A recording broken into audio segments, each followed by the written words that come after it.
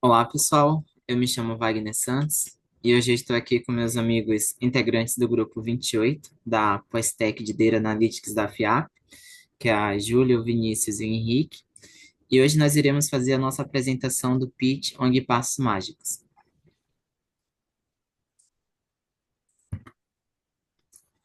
Bom, inicialmente nós iremos fazer um breve resumo da ONG Passos Mágicos e após isso iremos fazer a nossa apresentação dos modelos. Bom, aqui é um breve resumo da história da Passos Mágicos. Ela atua desde 1992 e é um programa que visa a transformação de crianças e jovens de baixa renda por meio da educação. Foi idealizada por Michele Dimitri, onde atua dentro de orfanatos no município de Embu Guaçu. O que fazemos? Aceleração do conhecimento. Bom, através de aulas de reforço personalizados e também de atividades extracurriculares, os alunos eles adquirem conhecimento de uma forma rápida e eficaz. Isso supera as dificuldades escolares e também os prepara para um futuro brilhante. Programas especiais, tais como de apadrinhamento, que proporciona apoio emocional e financeiro aos alunos, além também do intercâmbio cultural, que amplia os horizontes e os prepara para o mundo globalizado. Também tem os eventos e ações sociais, do quais são campanhas de arrecadação que faz com que os alunos eles tenham acesso a materiais escolares, uniformes e alimentos. E parceiros e apoiadores, onde os ajudam a dar vida aos projetos de transformação. Impactos da Passos Mágicos em 2023. Bom, aqui demonstra que em 2023 foram atendidos mais de 4.400 alunos através do Programa de Aceleração do Conhecimento, e também, além disso, mais de 1.100 alunos foram beneficiados com bolsas de estudos em instituição de ensino particular. E 94 estão realizando o sonho de cursar o ensino superior com parceria e apoio de grandes universidades. Bom, agora nós podemos passar ao dashboard, né? Que passa a palavra para a Júlia. Perfeito. Muito obrigada, Wagner. Prazer. Meu nome é Júlia. Eu vou estar explicando um pouco a respeito do dashboard criado para acompanhamento anual de alguns KPIs específicos da ONG Passos Mágicos, né? Antes de tudo, é válido ressaltar que a criação de um dashboard ela é bem importante para permitir algumas análises claras e objetivas para dados referentes àquela ONG, né? No caso da Passos Mágicos, uma vez que trata bastante de dados educacionais, lidando com alunos, eventos, é muito importante que tenha esse acompanhamento via dashboard por automatização e atualização fácil, e também a ter monitoramento e desempenho em tempo real. Além disso, a gente pode incluir diversos benefícios, como acompanhamento de desigualdades, fazer análises comparativas, pensar até mesmo num planejamento estratégico a longo prazo para os próximos passos da ONG, né? Iniciando aqui no nosso Dash, a gente consegue ter aqui um primeiro menu de alguns insights nossos, né? Aqui no nosso mapa de indicadores, a gente tem aqui a divisão entre duas páginas do que é possível a gente visualizar, né? Nós temos aqui alguns indicadores de alunos, alguns indicadores relacionados a informações básicas, como total, tempo médio que permanecem na ONG, faixa etária, intervaladas de acordo com gerações.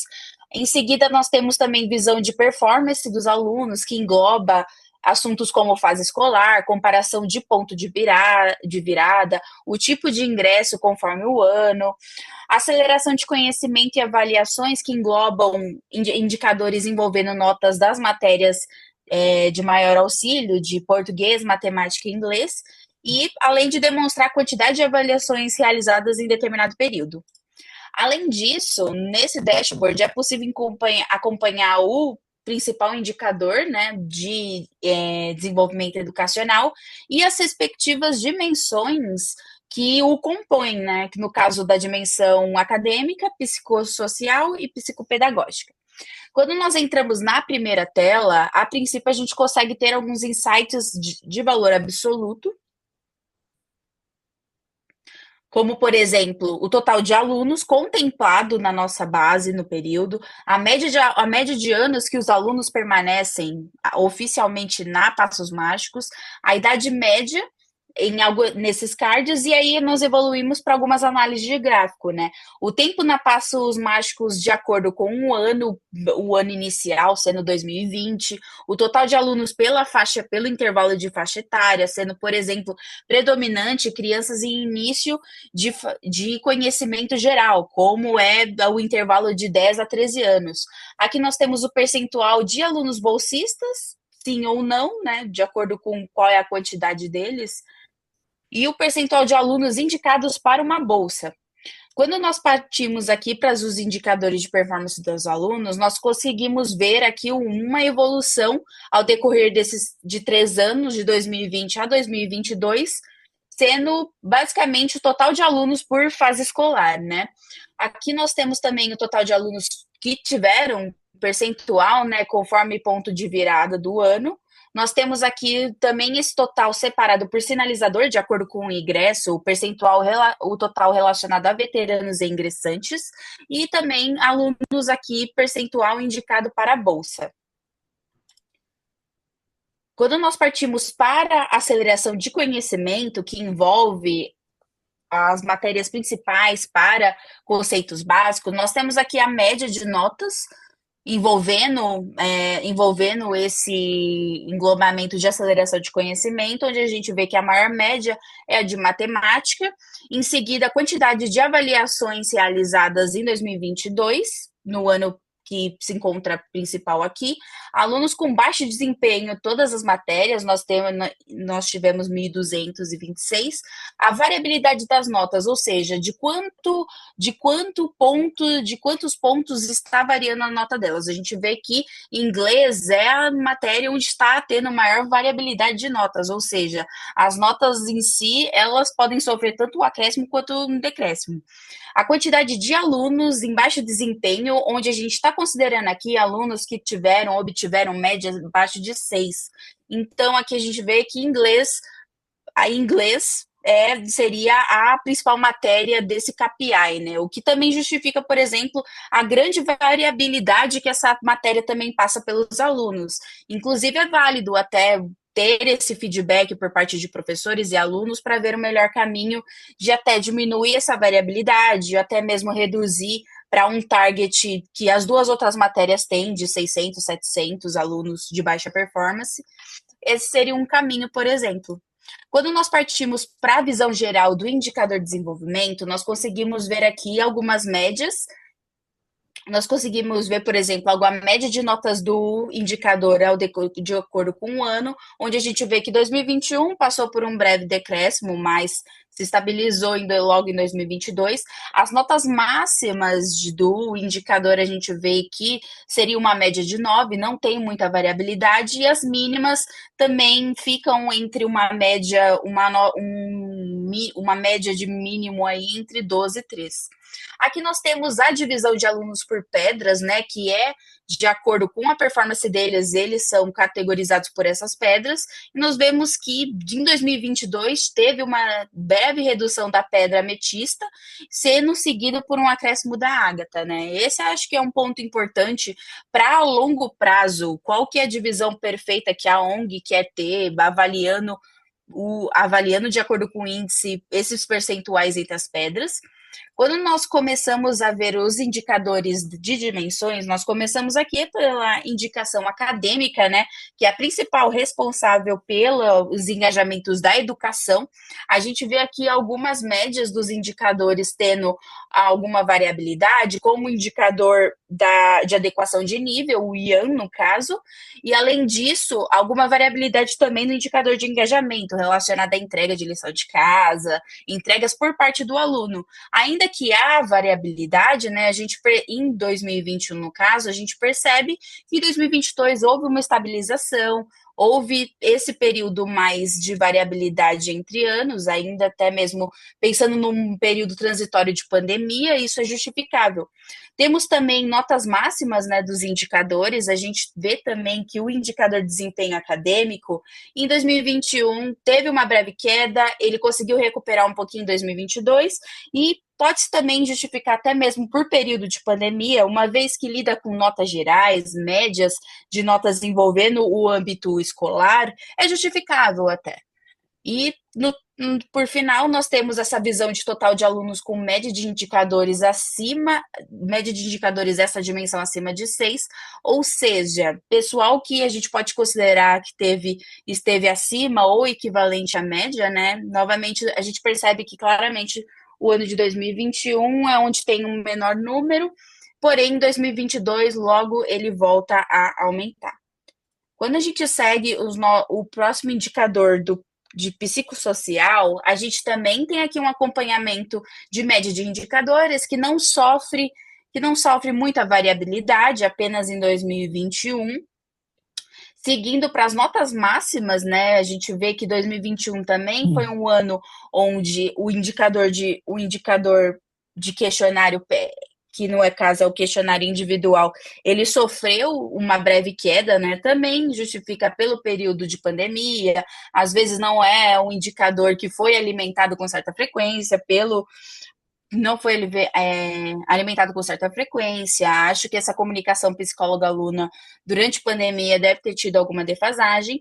Em seguida, o total de alunos com a média, né, com a avaliação acima de 6. A gente vê que os números em si, nos 2 primeiros anos, são bem homogêneos entre si, né, bem semelhantes, e a gente vê uma recuperação, um maior acréscimo em 2022.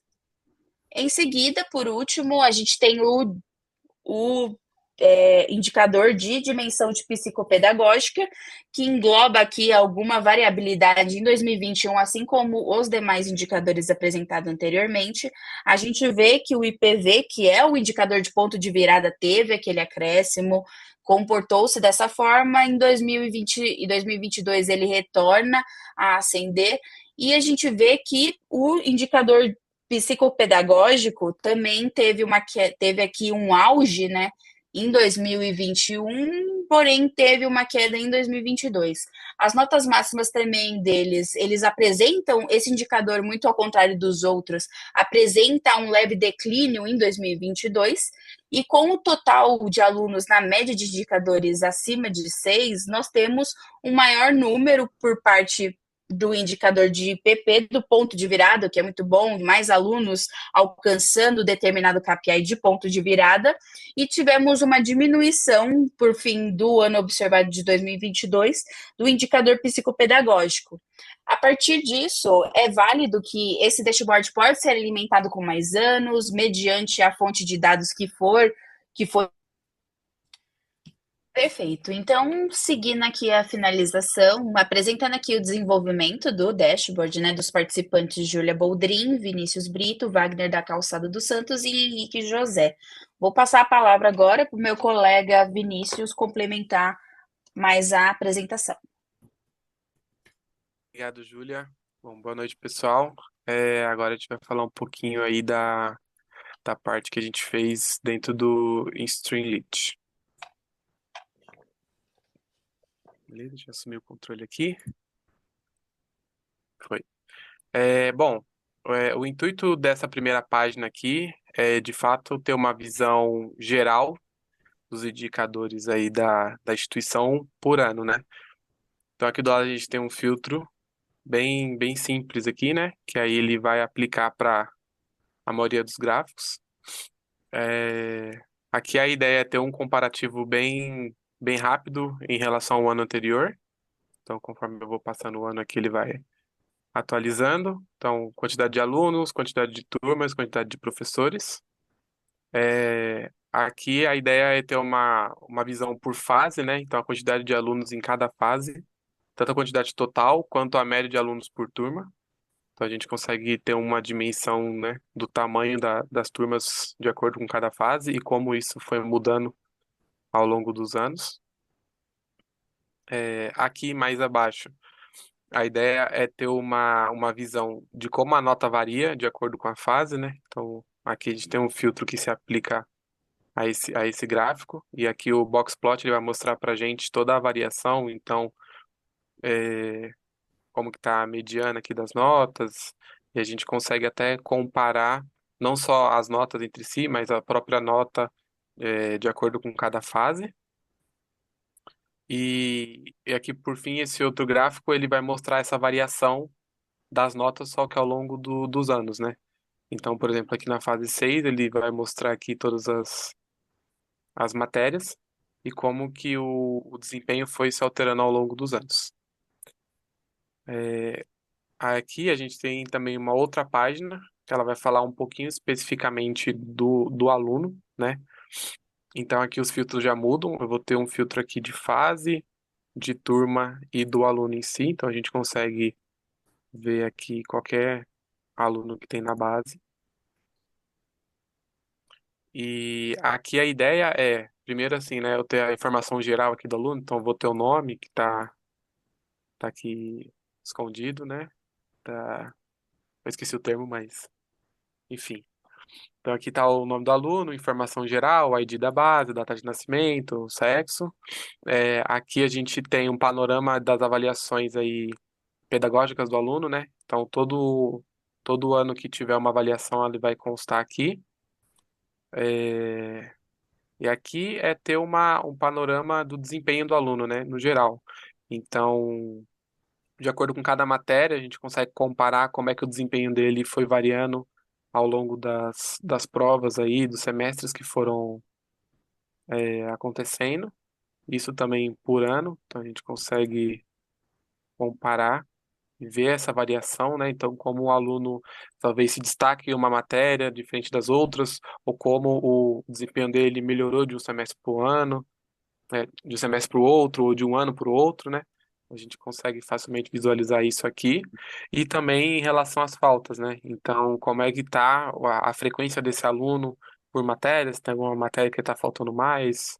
Ou algum de um ano por outro que ele acabou comparecendo menos nas aulas, né? A gente consegue ter essa visão principal. Bom, basicamente é isso. E agora eu vou passar aí pro Wagner, vai dar uma introdução do modelo e o Henrique também vai apresentar o modelo para gente. Obrigado. Muito obrigado, Vinícius, pela apresentação aqui. Realmente isso é muito importante, né? Acaba tendo a visão geral não só do aluno, como também de toda a quantidade por fases e por ano. E, bom, vamos agora passar para o modelo do nosso amigo Henrique, que ele poderá falar um pouquinho mais.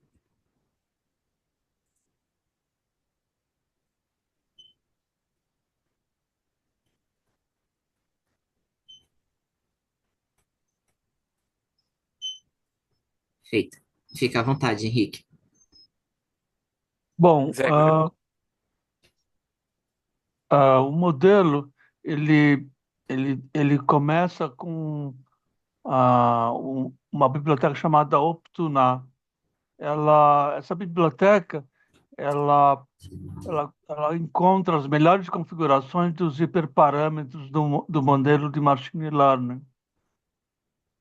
Ele encontra o número de neurônios, a taxa de aprendizado, a função de ativação, entre outras coisas.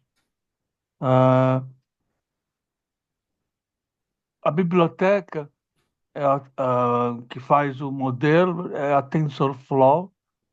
Ela foi desenvolvida pelo Google e ela permite a criação de redes neurais utilizando uma API de alto nível chamada Keras, que facilita a construção, a compilação e o treinamento de modelos. Ah, Dentro da TensorFlow se usa o Early Stopping, que é uma técnica de evitar que haja overfitting durante o treinamento das redes neurais. Ah, Ele usa a validação cruzada, que é uma técnica para avaliar a performance de um modelo de machine learning. A camada de saída é, deixa eu ver. A camada de saída é, é utilizada a sigmoide, que ela varia de 0 em 1, porque o nosso objetivo é obter a resposta sim ou não do, da variável. Deixa eu ver.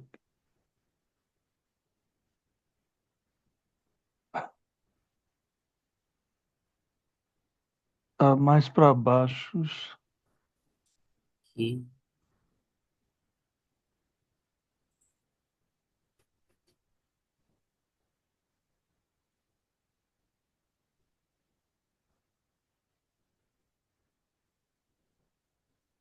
ah, seria mais para baixo, Henrique? Espera um pouquinho. Eu não consigo. Deixa eu aumentar um pouco.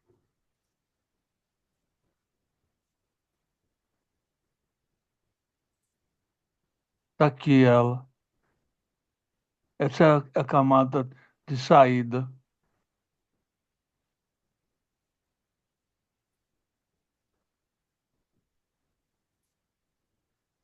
E também esse Se a gente, modelo, ele apresenta a curva de aprendizados, né? Do qual são gerados 5 gráficos, e com base nisso a gente pode tirar. os 5 gráficos é porque 4 são divididos em partes os dados. Então, cada gráfico é uma parte que é testada.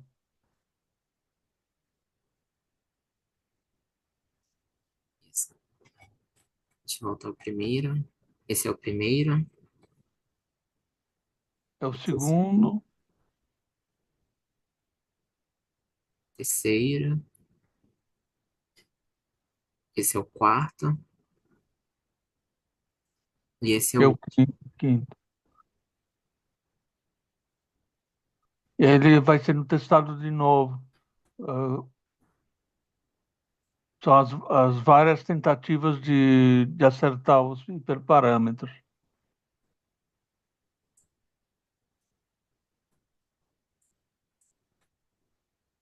E depois aqui ele está entrando na biblioteca do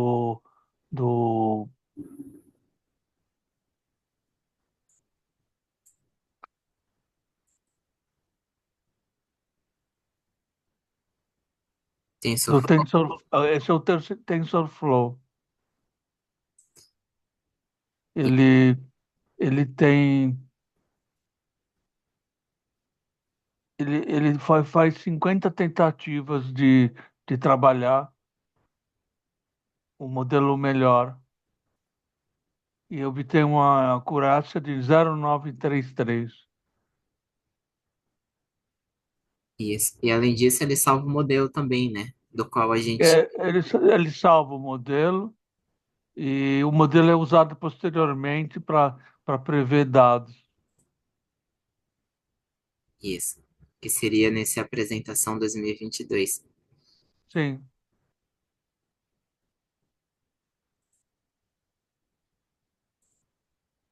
Perfeito. Você coloca lá não. consegue. Oi, perdão? Esse aqui? Coloca, coloca no modelo.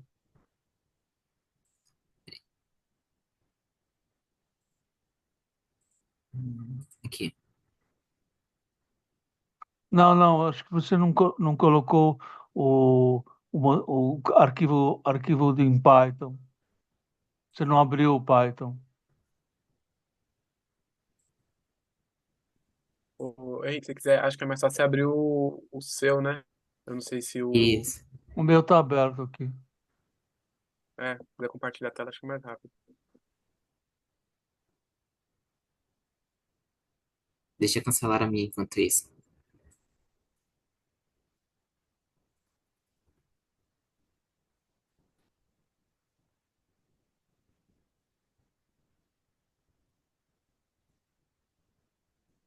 Foi? Foi, aham. Tá passeando nele? Tá, isso. Tá Então, aqui é a preenchido. variável resposta, a previsão, a previsão é sim. Se eu mudar os valores aqui,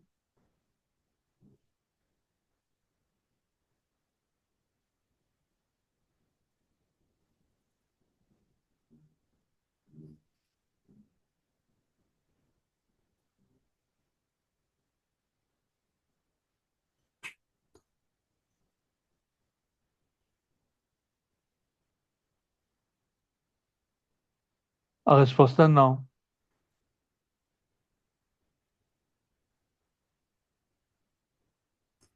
É isso. Perfeito. Então, com o modelo gerado lá pelo TensorFlow, a gente consegue utilizar dentro dessa apresentação para prever com base na entrada desses valores que o nosso colega Henrique acabou de apresentar. Bom, e esse é o fim da nossa apresentação do pitch. Espero que gostem e até a próxima.